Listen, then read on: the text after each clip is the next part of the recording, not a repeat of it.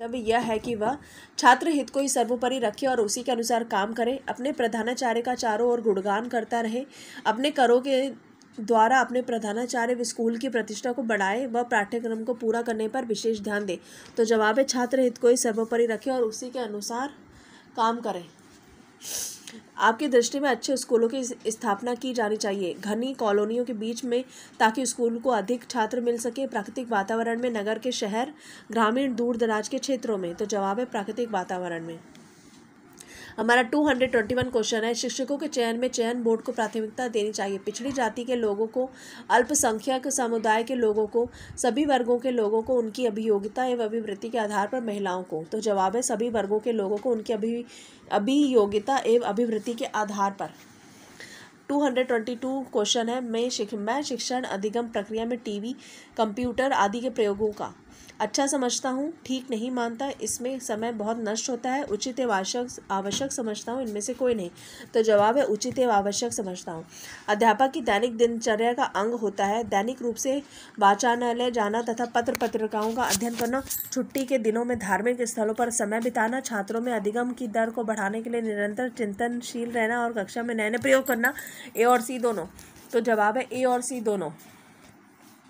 हमारा 224 क्वेश्चन है, पढ़ाते समय कक्षा में अध्यापक का विश्वास कब डगमगाता है? जब वह छात्रों की रुचि को बढ़ाने के लिए युक्तियों का प्रयोग नहीं करता, जब उसकी छात्रों पर पकड़ नहीं होती है, जब वह पाठ की पूरी तैयारी करके कक्षा में नहीं आता, ये सभी।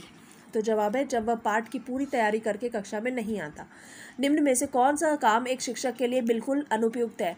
शिक्षक का जनसेवी होना, शिक्षक को छात्रों की समस्याओं के हल मात्र से ही रुचि होना, शिक्षक का कक्षा में हर सप्ताह टेस्ट लेना और कॉपियों का मूल्यांकन करना, शिक्षण के महत्व को कम करके उपरोक्त कोई काम करना।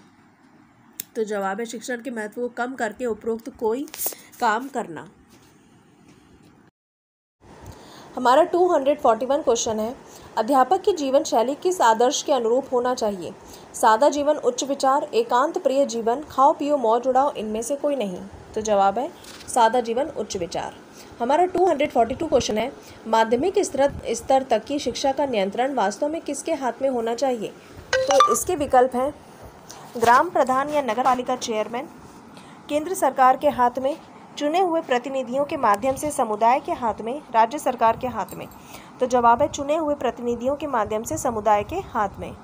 हमारा 243 क्वेश्चन है, यदि प्रधानाचार्य आपको कुछ अतिरिक्त जिम्मेदारी दे दें तो आप उसे सहर्ष स्वीकार कर लेंगे, उसे शिष्टतापूर्वक लेने से मना कर देंगे, उसे लेकर बाद में निर्वहन से कतराएंगे, उसे तभी लेंगे जब अन्य अध्यापकों को भी अतिरिक्त भार दिया गया हो।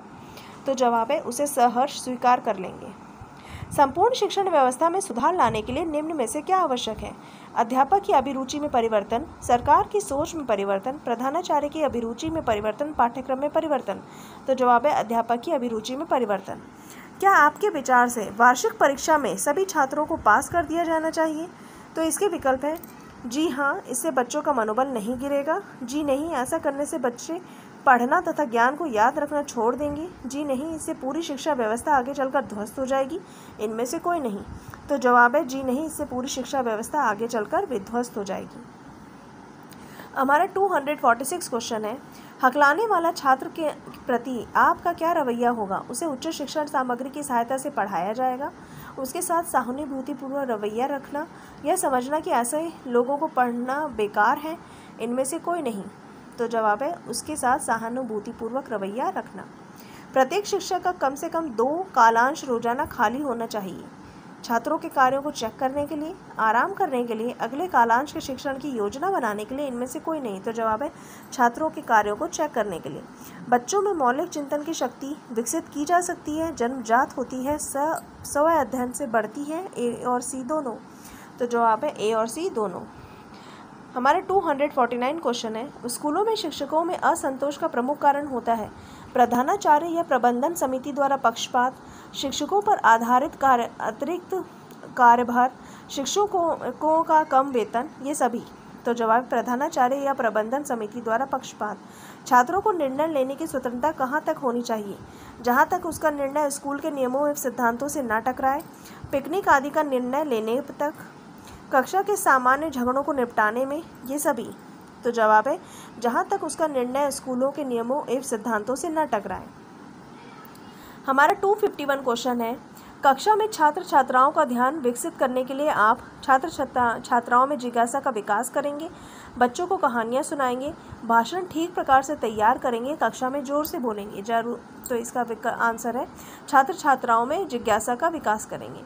हमारा 252 क्वेश्चन है, आप परीक्षा के दौरान कक्ष निरीक्षक का कार्य कर रहे हैं, उसमें विद्यालय के प्रधानाचार्य का पुत्र परीक्षा दे रहा है, यदि वह अनुचित कार्य करता है तो उसकी अनदेखी करेंगे, परिणाम की परवाह किए बिना उसे अनुचित साधन प्रयोग नहीं करने देंगे, प्रधानाचार्य से परीक्षा के बाद शिकायत करेंगे, उसे रोकने का साहस करेंगे। तो